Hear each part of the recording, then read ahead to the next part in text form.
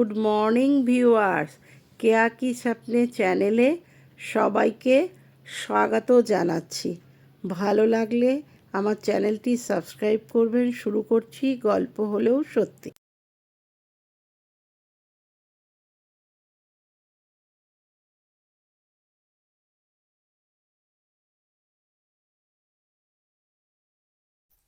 Hello দর্শক বন্ধুরা, আমি একান্নবর্তী পরিবার নিয়ে 4টি পর্ব অলরেডি কমপ্লিট করে ফেলেছি। আর একটি পরিবারের সব বাবুদের কথাই বলতে শুরু করেছি। বড়বাবু, মেজবাবু, সেজবাবু তিনজনেই কিছু কিছু করে ঘটনা আপনাদের সামনে তুলে ধরার চেষ্টা করেছি। আজকে নবাবুর সম্বন্ধে কিছু বলবো, যেটা গত সপ্তাহে বলেছিলাম যে নবাবু নিয়ে আগামী পর্বে কিছু কথা বলবো। নবাবু একদিকে ভালোই লোক, কারণ হচ্ছে পৃথিবীর কোনো বস্তুর সঙ্গে তার সেই অর্থে অ্যাটাচমেন্ট নেই, সামান্য 2-3টি জিনিস ছাড়া। কারণ সে ভীষণ অলস প্রকৃতির। অলসতা তার এত বেশি যে সকালে সবাই যখন প্রাতরাশ শেষ করে ফেলে তখন তিনি বিছানা ছাড়েন, তার আগে পর্যন্ত তিনি বিছানা দখল করে থাকেন এবং তার সমস্ত কাজকর্ম তিনি এত ইনডিসিপ্লিন ভাবে করেন, যার জন্য সময় তার কাছে কোনোদিন কোনো মূল্য পায়নি। আর সময় যেহেতু তার কাছে কোনো মূল্য পায়নি, তাই সেও পরিবারের কারোর কাছে সেই অর্থে মূল্য পায় না। তো যাই হোক, তিনি ঘুম থেকে উঠলেন। একদিনের ঘটনা একটু বলি। ঘুম থেকে উঠলেন 10টা, 10:30টায়।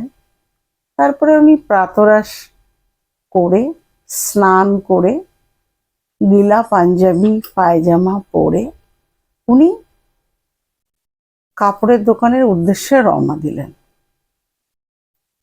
কিন্তু আমাদের নগিন্নি খুব প্রচেষ্টা যাতে নবাবু সবার মতো সঠিক সময়ে দোকানদারি করে, দোকানে যায়, সব অন্যান্য বাবুদের মতো তাকেও বাড়ির সবাই মান্যি করুক, ইজ্জত করুক। কিন্তু নবাবুকে পরিবর্তন করা খুব অসম্ভব। অ্যাকচুয়ালি মনে হয় বলা যেতে পারে, মানুষ যদি নিজে পরিবর্তন নিজে না চায় তাহলে মনে হয় তাকে কেউই পরিবর্তন করাতে পারে না। তো নবাবুর ক্ষেত্রেও তাই। আর তার থেকেও বড় কথা, আমাদের নগিন্নি খুব সাদামাটা ঘরের একজন মেয়ে। তাকে বড়বাবু খুব সাধ করে এই বাড়িতে নিয়ে এসেছে যাতে সে তার এই অকর্মণ্য অলস প্রকৃতির ভাইটিকে সামান্যতম হলেও মানুষ করতে পারে। কিন্তু নগিন্নির প্রচেষ্টার কোনো ত্রুটি নেই। কিন্তু নবাবু হচ্ছে ওই যে মানুষ, তার নিজের স্বভাব কোনোদিন বদলায় না। তাই নবাবু যেরকম সেরকমই আছেন। তো নবাবু দোকানের উদ্দেশ্যে রওনা হলেন। দোকানে পৌঁছতে না পৌঁছতেই মেজবাবু হঠাৎ বলে উঠলেন। তাকে দোকানে গেটে দিয়ে ঢুকতে গিয়েই তাকে বলা হলো, ওফো, আরে কাসর ঘন্টা উলু তো বাজাও, নবাবু এসেছে যে আজ। কিন্তু নবাবু তাতে কোনো ভ্রুক্ষেপ নেই। তাতে কি হয়েছে? কে কি বলছে? ছাগলে কিনা বলে, পাগলে কিনা খায়। ছাগলে কিনা খায়, পাগলে কিনা বলে। উনি নিজে নিজেই বিড়বিড় করে একবার এইভাবে বলছেন, একবার অন্যভাবেই বলছেন, কিন্তু বিড়বিড়টা তিনি করেই চলেছেন। এবং যাই হোক, এইভাবে উনি ঢুকলেন। উনি ঠিক যেই বসুক না কেন ক্যাশ বাক্সের সামনে, তাকে ঠেলে ঠুলে দিয়ে উনি ঠিক ক্যাশ বাক্সের সামনে বসবেন। বেশিক্ষণ না।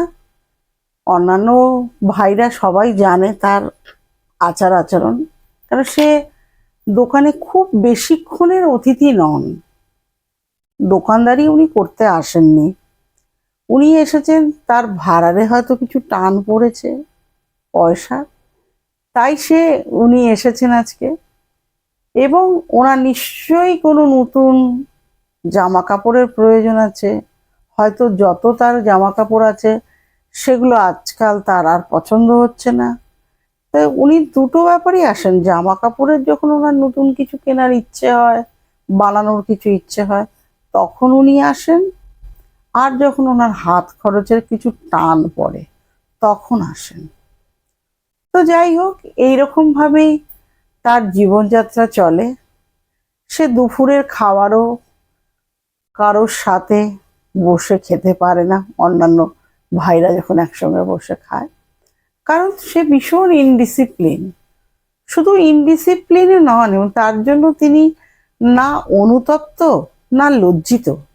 উনি মনে করেন যে এটাই আমার সবচেয়ে বড় কাজ, এটাই বড় পাওনা আমার, যে আমি এইভাবে সবার সাথে বসে থাকতে পারবো না। সে যে যতই যা বলুক না কেন, তারা বললেই কি আমাকে সেখানে গিয়ে থাকতে হবে, বা তাদের কথা শুনেই কি আমাকে চলতে হবে? আমি একটা আলাদা মানুষ, আমি আমার মতো থাকবো। আর বাড়ির কারো কাছেই তার কোনো মূল্যবোধ নেই। এমনকি তার কিছু কু অভিসন্ধি, কু মতলব থাকার জন্য বাড়ির বাচ্চারাও তার কাছে কেউ ঘেঁষতে চায় না। হয়তো উনি কোনো খাবারের প্রলোভন দেখিয়ে, কোনো খেলনার প্রলোভন দেখিয়ে, কারোর হাতে হয়তো কিছু দিয়েও কিছুক্ষণের জন্য যদি উনি কোনো বাচ্চাকে নিজের কাছে রাখতে পারতেন, সেই বাচ্চা দ্বিতীয়বার তার কাছে আর চায় না। যদিও বাচ্চারা ভোর নিষ্পাপ, এবং বাচ্চারা হয়তো ভুলেও যায়। আমরা বড়রা অনেক অন্যায় করার পরেও, যেটা নবাবুও ভাবেন, যে উনি কোনো অন্যায় কাজ করার পরেও শিশু হয়তো তার ওই খাবার প্রলোভনে বা তার ওই অন্যায় আবদারগুলো মেনে কোনো রকমে হয়তো নিয়ে প্রাণপণ নিয়ে পালিয়ে বেরিয়েছে। কিন্তু তারা কখনোই ভাবতে পারে না মহাবাবু, যে সেই বাচ্চাটি সব কথা মনে রাখতে পারে। শিশু নিষ্পাপ হতে পারে, শিশু অবুঝ হতে পারে, কিন্তু শিশুকে বোকা ভাবার মতো ভুল করা উচিত না, যেটা নবাবু সব সময় করেন। তাই বাড়ির ছোটরাও তার ধারে কাছে ঘেঁষে না। কিন্তু নবাবু সেই নিয়ে কোনো চিন্তিত নন। তার কিছু কু অভিসন্ধি, যেগুলোকে কেউ খুব একটা পছন্দ করতে পারে না, কিন্তু নবাবুর নগিন্নি বহু চেষ্টা করেও তার স্বামীর কোনো পরিবর্তন করতে পারেন না।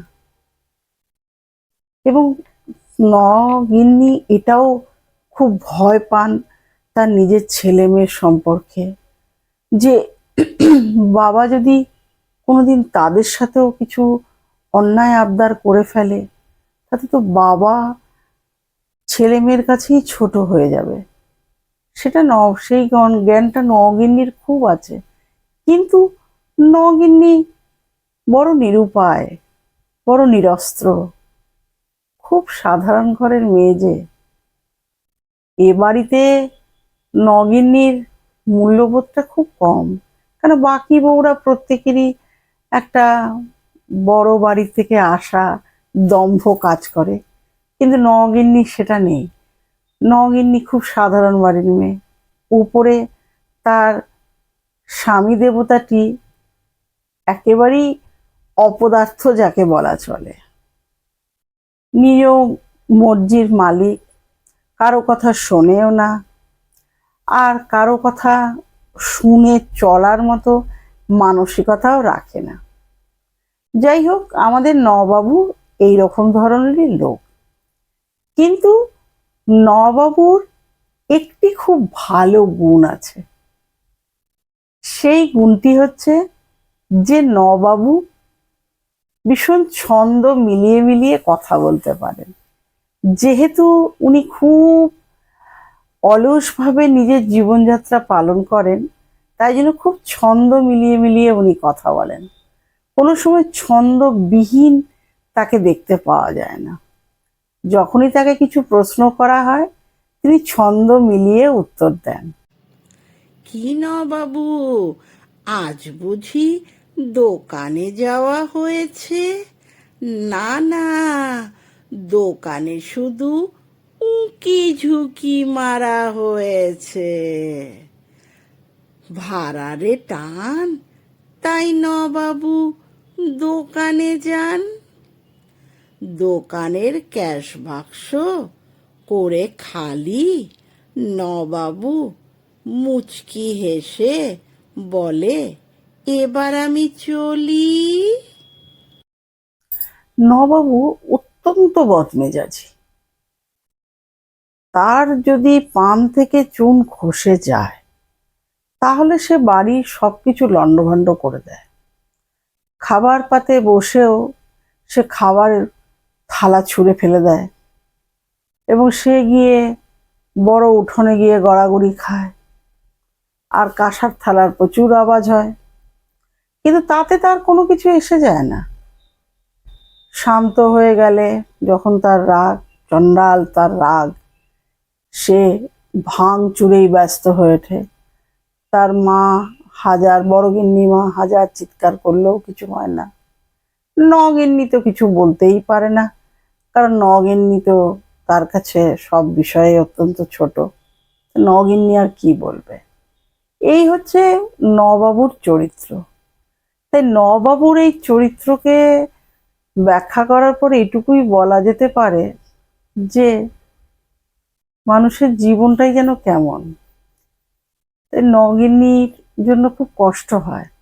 বাকি অন্যান্য গিন্নিরা নকে ছোট চোখে দেখে ঠিকই, কিন্তু তারাও এক একটা সময় দীর্ঘশ্বাস ফেলে বলে, সত্যি নবউটা বড়ই অভাগী। বাপের বাড়িতেও ভালো করে দুমুঠো খেতে পারতো না, আর এখানে সে ভালো খাবারটা শান্তিতে খেতে পারে না। মানে অভুক্ত রয়ে যাওয়াটা যেন তার পুষ্টিতেই লেখা আছে, এবং সে সেইভাবেই যেন এসেছে পৃথিবীতে, যাতে সে কোনোদিনই ভরপেট দুটো খেতে নাও পারে। এমন কোনো দিন নেই যেদিন নগিন্নি একটু পেট ভরে খেতে পারে। নবাবু কিছু না কিছু এমন কাজ করে ফেলে, যাকে সামলাতে গিয়ে নগিন্নির হয় খাবার ছেড়ে দিতে হয়, আর না হলে আধ পেটা খেয়ে উঠে যেতে হয় নবাবুর ফাই ফরমাস খাটতে।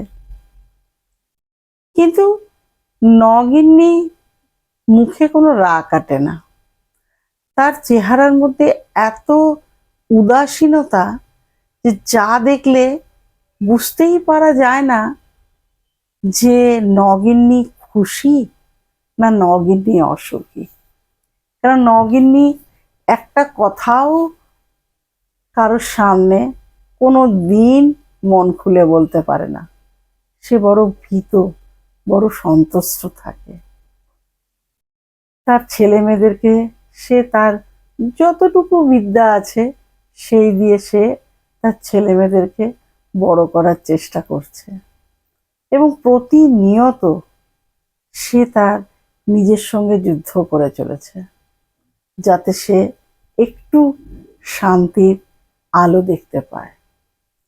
কিন্তু নবাবুর সেই দিকে কোনো বিশেষ কোনো ঝোঁক নেই যে তার ছেলেমেয়েরা পড়াশোনা করছে কি করছে না। সে শুধু নিজেকে নিয়ে ব্যস্ত। দোকানে যাওয়া মানে ক্যাশ বাক্সের সামনে জোর জবরদস্তি বসে যাওয়া, ক্যাশ থেকে টাকা তুলে নেওয়া, কোনো সেখানে হিসেব দেওয়ার কোনো বালাই নেই। সে কাকে পাত্তাই দিত না, কারণ সে তো ক্যাশ বাক্স থেকে টাকা তোলার জন্যই শুধু যেত।